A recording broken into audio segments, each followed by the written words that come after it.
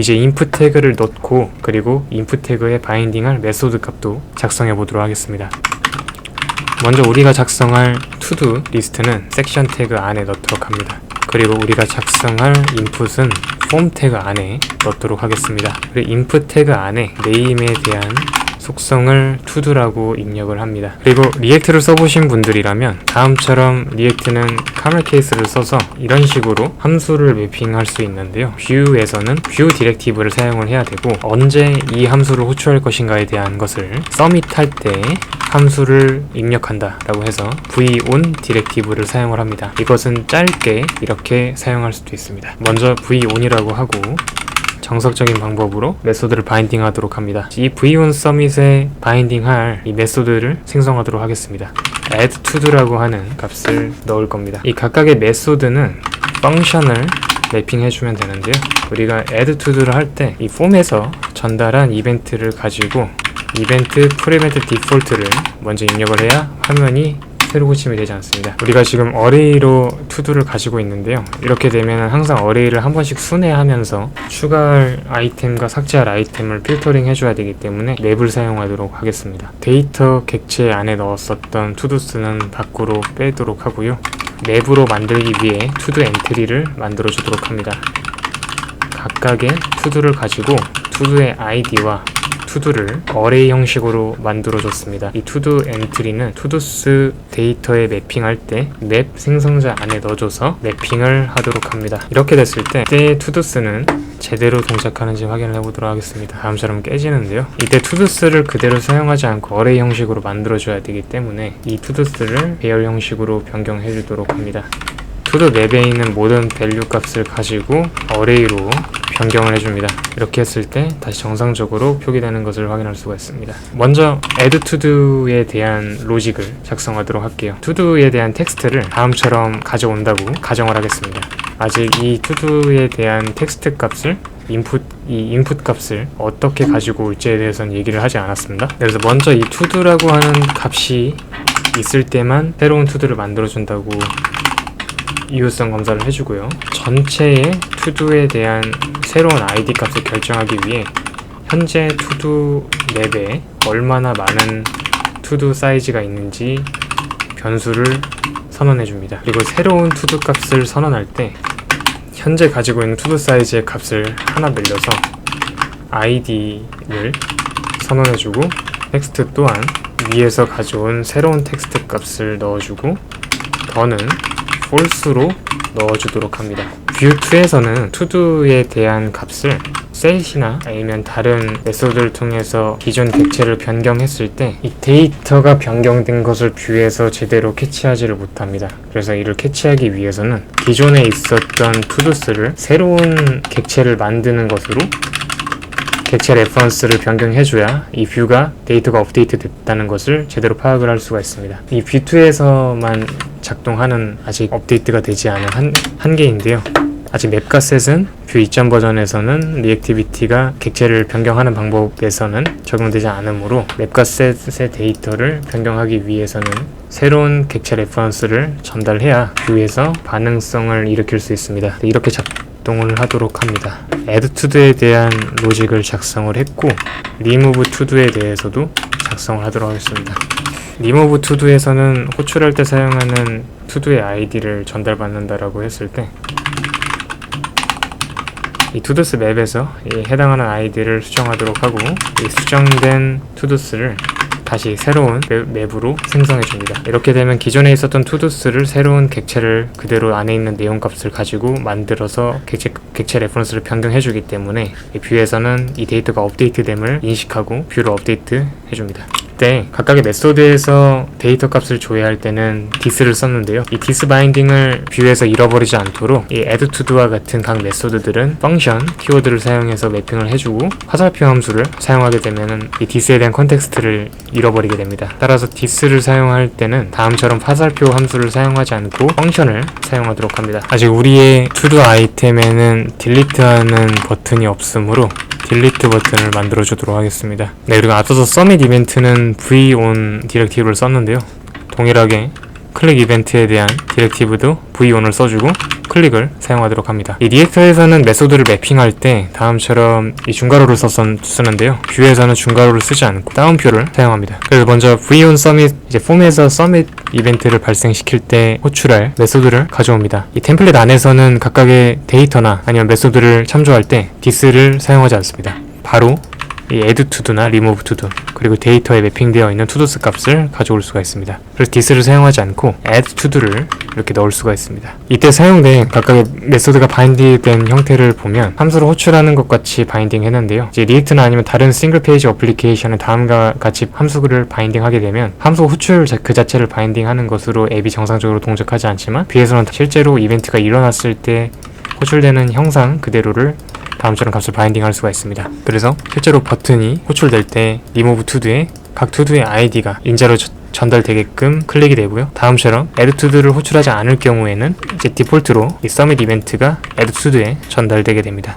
따라서 이 펑션 내부에서는 이벤트를 인자로 받는다라고 가정을 하고 다음처럼 prevent 디폴트로 호출했습니다. 네, 그래서 먼저 딜리트가 잘 작동되는지 한번 확인을 해보도록 하겠습니다. 네, 딜리트가 정상적으로 작동하는 것을 확인했는데요. 딜리트 말고 to도를 추가하는 것도 해보도록 하겠습니다. 이 뷰는 기본적으로 양방향 바인딩을 사용합니다. 그러니까 값을 하거나 아니면은 업데이트된 값을 HTML 태그에 바인딩 할 때 그냥 값만 HTML 태그에 바인딩하면 자동으로 이 input 태그에서 발생되는 이벤트를 가지고 이 데이터 값을 업데이트 해주는 것을 의미를 합니다. 예를 들면 리액트와 같은 양방향 바인딩이 아닌 단방향 바인딩과 같은 방식을 쓰는 프레임워크에서는 특정 밸류 값을 넣었을 때 unchange와 같은 이벤트 발생했을 때 이벤트 값을 가지고 이벤트의 밸류 값을 실제 인풋 태그를 수정하는데 인자로 사용을 해야 합니다. 하지만 뷰에서는 이러한 가정을 할 필요가 없이 따로 유저가 값을 변경하는 데에 대한 핸들러를 설정하지 않더라도 값만 바인딩 해주면 각 태그에 바인딩된 이 밸류 값을 가지고 이 VM에서 사용하는 데이터를 변경해주고 변경된 데이터 또한 다시 인풋 태그에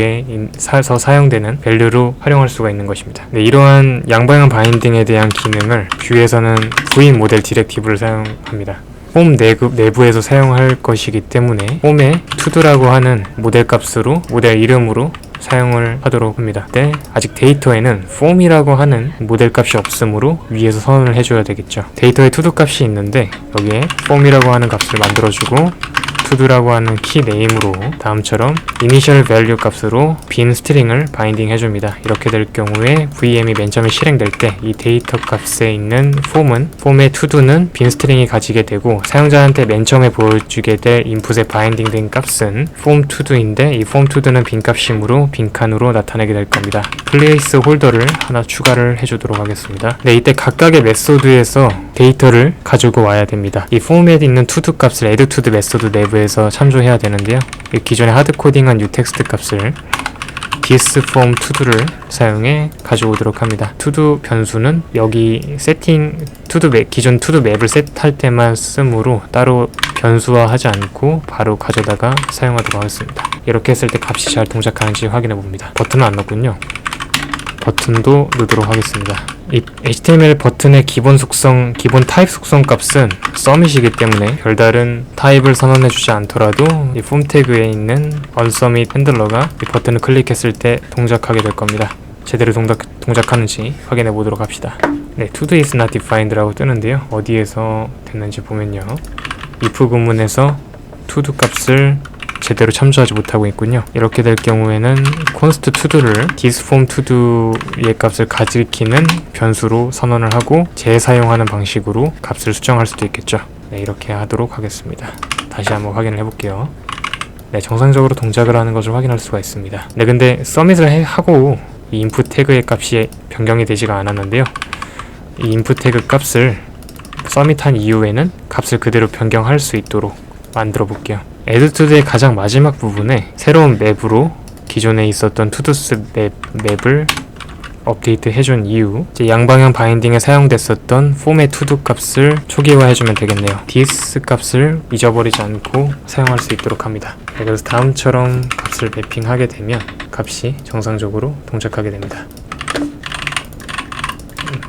네, 정상적으로 값이 동작함을 확인했습니다. 네, 그래서 오늘은 최신 비트 번들러를 사용하지 않고 최신 뷰3의 컴포지션 API를 사용하지 않고 레거시라고 할 수 있는 뷰2를 가지고 기본적인 index.html에서 뷰 인스턴스를 만들고 이 인스턴스를 이용해서 HTML에 매핑하는 과정까지 했습니다. 굉장히 간단한 하나의 컴포넌트만 만들었는데 다음 강의에서는 이렇게 하나의 템플릿으로 이루어진 앱을 여러가지 컴포넌트로 나눠서 앱을 작성할 수 있는 방법에 대해서 알아보도록 하겠습니다. 뷰에서 사용하는 디렉티브라고 하는 속성값이 있다는 것을 확인을 했고 양방향 바인딩을 사용하기 때문에 이제 뷰 모델이라고 하는 속성값을 사용한다는 것과 그리고 리액트와는 다르게 리스트를 표현하기 위해서 v4라고 하는 디렉티브를 사용한다는 것을 확인을 했습니다. 그리고 리액트와 동일하게 각각의 리스팅된 엘리먼트에 대한 화면 업데이트를 뷰에서 제대로 할 수 있도록 값은 유니크한 값을 바인딩 해야 된다는 것을 알았습니다. 그리고 각각의 이벤트 핸들러로는 v1 디렉티브를 사용해야 된다는 것을 배웠습니다. 그래서 서밋과 클릭 이벤트 핸들러를 매핑시키기 위한 디렉티브에는 다음처럼 골뱅이 기호를 통해서 v1 디렉티브를 축약해서 사용할 수가 있는데요. 정상적으로 동작을 안 하네요. 첫 번째 값만 하게 되네요. 현재 가지고 있는 투수 사이즈를 가지고 새로운 아이디를 매핑하기 때문에 이 아이디가 겹치게 되는 상황이 발생해서 다음처럼 새로운 투두를 추가할 때 앱이 정상적으로 동작하지 않는 것인데요. 그래서 다음처럼 키값이 제대로 바인딩되지 않았을 때 이러한 버그가 생길 수가 있습니다. 의도치 않았지만 키값을 유니크한 값으로 넣지 않았을 때 이런 현상이 발생하는지에 대해서 말씀드리는 좋은 자료로 사용되었습니다. 그래서 원래라면 랜덤 ID 값을 서버에서 전달하고 그 값을 여기다가 넣거나 아니면 이제 라이브러리 중에 유니크한 UUID 값을 만들어주는 거를 사용할 수가 있는데 우리는 이번에 번들러를 따로 사용하지 않으므로 라이브러리를 추가로 설치하지 않고 랜덤 ID를 생성해서 사용하는 방식으로 하도록 하겠습니다. 네, 랜덤한 ID 값을 임의로 만들어준 다음에 이 랜덤 ID 값을 키값으로 사용하도록 하겠습니다.